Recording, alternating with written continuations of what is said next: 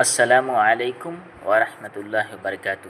امید ہے آپ لوگ خیر و عافیت سے ہوں گے۔ میں نے اس میسیج کو واٹس ایپ پہ دیکھا ہوں، مجھے بہت اچھا لگا ہے، اس لیے آپ لوگوں کے سامنے شیئر کر دیتا ہوں۔ آپ لوگ مجھے انشاءاللہ دعاؤں سے نوازیں گے۔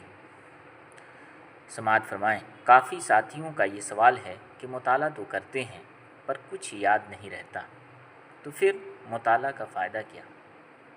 جواب: شیخ سلمان العودہ اپنی کتاب زنزانہ میں لکھتے ہیں کہ ایک مرتبہ میں نے اپنی شیخ سے شکایت کی کہ میں نے ایک کتاب پڑھی لیکن مجھے اس میں سے کچھ یاد نہیں رہا۔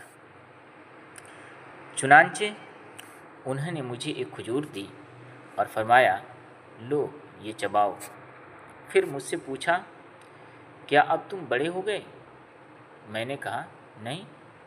فرمایا، لیکن یہ کھجور تمہارے جسم میں گھل مل گئی، چنانچہ اس کا کچھ حصہ گوشت بنا، کچھ ہڈی، کچھ پیٹھ، کچھ کھال، کچھ بال، کچھ ناخن اور کچھ مسام وغیرہ۔